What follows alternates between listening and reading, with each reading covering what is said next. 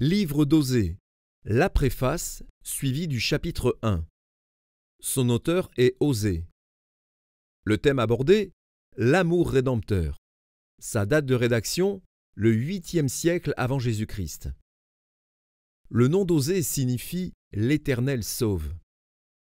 Ce prophète exerça son ministère à l'époque de 4 rois de Juda, Osias, Jotham, Achaz et Ézéchias, et d'un roi d'Israël, Jéroboam II. Osée fut contemporain d'Amos, prophète en Israël, d'Ésaïe et de Michée, prophète en Juda. Il continua d'avertir Juda de la part de Dieu après la captivité des 10 tribus du nord en Assyrie. L'infidélité d'Israël est le thème principal des premiers chapitres d'Osée. Elle est traitée par analogie avec les liens du mariage. Une comparaison souvent employée dans la Bible pour dépeindre la relation établie entre Dieu et son peuple élu. La conduite adultère de la femme d'Osée se rendit conscient de l'abandon constant de Dieu par Israël. Ainsi, l'expérience personnelle du prophète illustre celle du Seigneur avec son peuple. La femme d'Osée n'était pas seulement infidèle, mais son péché était très grave puisqu'elle était la femme d'un prophète. Les principales vérités se dégageant de ce livre sont les suivantes. Dieu souffre lorsque son peuple lui est infidèle.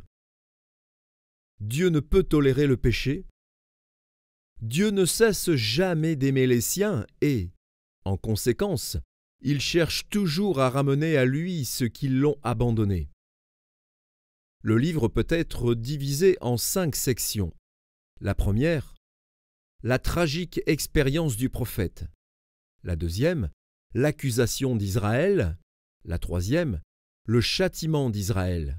La quatrième, l'amour inaltérable de Dieu pour Israël. Et la cinquième, l'ultime restauration d'Israël. Osée chapitre 1.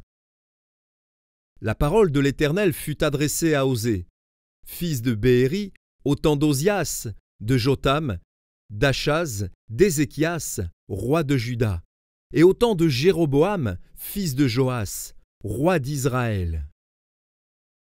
La première fois que l'Éternel adressa la parole à Osée, l'Éternel dit à Osée, « Va, prends une femme prostituée et des enfants de prostitution, car le pays se prostitue. Il abandonne l'Éternel. » Il alla, et il prit Gomère, fille de Diblaïm. Elle conçut et lui enfanta un fils. Et l'Éternel lui dit, « Appelle-le du nom de Jizréel, car encore un peu de temps, et je châtierai la maison de Jéhu pour le sang versé à Jizréel. Je mettrai fin au royaume de la maison d'Israël. En ce jour-là, je briserai l'arc d'Israël dans la vallée de Jizréel. » Elle conçut de nouveau, et enfanta une fille. Et l'Éternel dit à Osée, « Donne-lui le nom de Lo-Rukhama, car je n'aurai plus pitié de la maison d'Israël, je ne lui pardonnerai plus.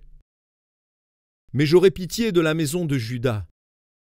Je les sauverai par l'Éternel, leur Dieu, et je ne les sauverai ni par l'arc, ni par l'épée, ni par les combats, ni par les chevaux, ni par les cavaliers. » Elle sevra Lo-Rukhama, puis elle conçut et enfanta un fils. Et l'Éternel dit, « Donne-lui le nom de Lo-Ami, car vous n'êtes pas mon peuple, et je ne suis pas votre Dieu.